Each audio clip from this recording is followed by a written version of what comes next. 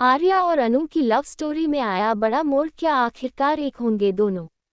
दोस्तों, भले ही आर्या ने अपना चेहरा छुपा लिया हो, लेकिन अनु अपने प्यार को पहचान ही लेगी। अब आर्या को मजबूरी में ही सही, लेकिन अनु के प्यार को स्वीकार करना पड़ेगा। इधर झंडे और मीरा की लाख कोशिशों के बावजूद वे दोनों आर्या और अनु को मिलने से रोक नहीं पाएंगे और आखिरकार दोनों एक हो जाएंगे। तो ये सब होगा कैसे, आइए जानते हैं। सीरियल में आप देखेंगे कि मानसी आर्या और उसकी मां के साथ जाने से मना कर देती है। वह कहती है, मैं आप दोनों की प्राइवेट बातें नहीं सुनना चाहती। मैं 3 तिगाड़ा काम बिगाड़ा नहीं बनना चाहती। इस पर आर्य जवाब देता है, अगर ऐसा है तो ठीक है, तुम और माँ ही जाओ, मैं घर पर ही रुकता हूँ। अब आर्य घर पर ही रुक जाता है, लेकिन अनु बस में बैठी पूरे रास्ते आर्य के बारे में ही सोचती रहती है। वह सोचती है, अब तो कोई चमत्कार ही हमें मिला सकता है, मैंने सब कुछ माता रानी के भरोसे छोड़ दिया है। उधर झंडे और मीरा के बीच हो रही है एक और दिलचस्प बातचीत। मीरा पूछती है, तुम्हें पता है अनु ने सर से शर्त रखी थी कि अगर 24 घंटे में आर्य नहीं मिला तो वह जयपुर चली जाएगी, और अगर मिल गया तो रुक जाएगी।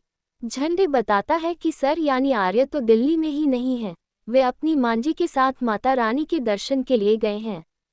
मीरा हैरान होकर कहती है, अनु भी माता के दर्शन के लिए दिल्ली से बाहर गई है। दोनों चौंकते हैं और एक साथ बोल उठते हैं, कहीं दोनों एक ही मंदिर जीवदानी माता मंदिर तो नहीं गए हैं।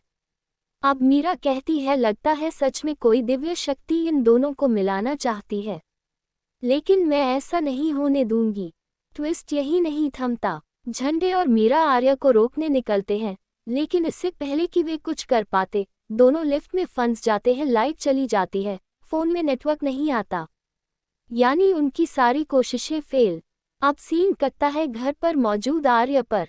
भीम काका आर्य से कहते हैं, 0.20 साल से तुमने इस घर को बहुत अच्छे से संभाला है, लेकिन आज तुम चूक गए। माँ चाहती थी कि उनका बेटा उनके साथ मंदिर जाए। 20 साल पहले भी हर्ष नहीं गया था, आज 20 साल बाद फिर वही मौका आया है। माँ जीवदानी माता के दर्शन के लिए गई है और तुम्हें भी जाना चाहिए।